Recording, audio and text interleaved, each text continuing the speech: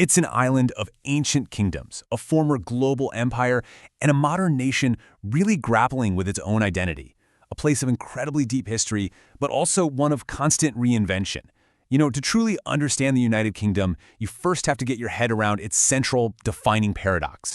How can four distinct, proud countries also be one single kingdom? It's a question that honestly shapes its politics, its people, and its entire future. So, to start unpacking that question, we have to begin with its unique structure.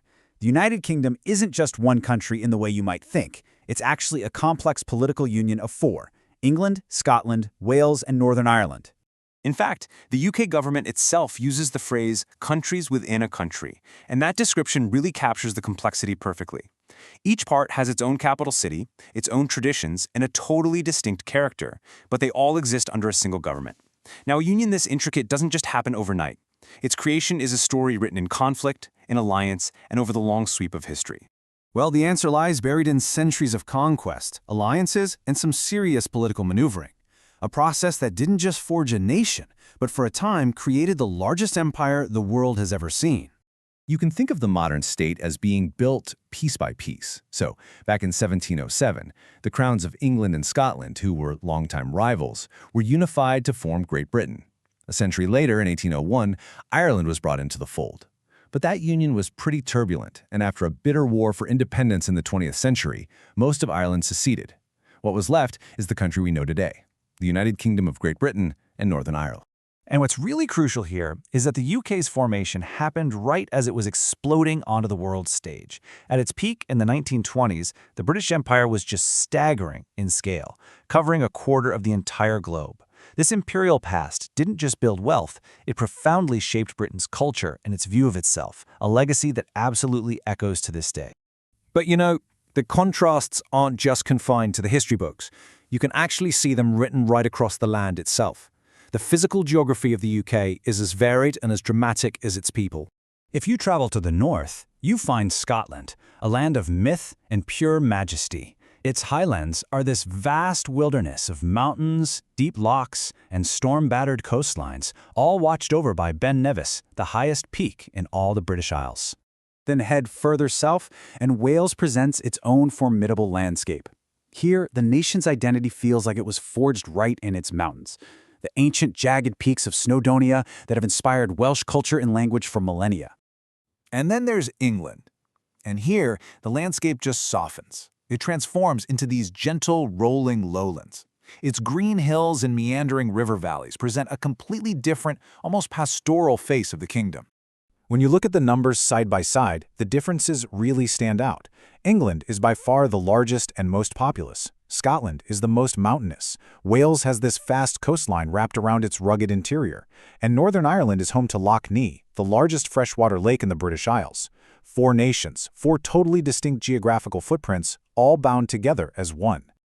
This theme of transformation, it runs so much deeper than just the landscape. It's really the story of the UK's economy. The nation that was once called the workshop of the world has gone through a radical reinvention. See, today, the UK's economy is powered by a completely different engine. The service sector is overwhelmingly dominant, accounting for a massive 80% of its output. The age of heavy industry and manufacturing, the very foundation of its imperial power, is now really just a shadow of its former self. Just think of that contrast. For so long, the UK was the world's first industrial nation. Its factories and mills were literally powering an empire. Today, its economic heart beats in London, a global capital of finance, insurance, and trade, and the largest urban economy in all of Europe. But the UK's influence extends far, far beyond its economy. It has an equally powerful cultural footprint, one that has left an indelible mark on the entire world. And this influence has some seriously deep roots. Just consider William Shakespeare. His words, which were penned on this small island, have echoed across the globe for over 400 years, shaping language and storytelling in countless nations. And that legacy of exporting culture is still going strong today. From the mysteries of Agatha Christie, who is the best-selling novelist of all time, to the global icon of James Bond. From pioneering music that defined whole generations, to the very rules for sports like soccer and rugby. But maybe, just maybe, the UK's most significant cultural export is the English language itself, a tool for communication and connection for billions of people. Which, of course, brings us right back to our central question, one that goes beyond politics or geography, and deep into the hearts of its people. In a kingdom of such profound contrasts, what does it truly mean to be British? For the millions of people who live here, identity is rarely a simple answer. It's layered, it's personal, and it's often passionate. A person might feel proudly English but also British. Someone from Wales might see themselves as Welsh first, and that's it. Others might reject the British label entirely. These aren't contradictions, they're just the lived reality of a very complex union. And so, the United Kingdom remains a work in progress, a union that's defined as much by its internal tensions as it is by its shared history.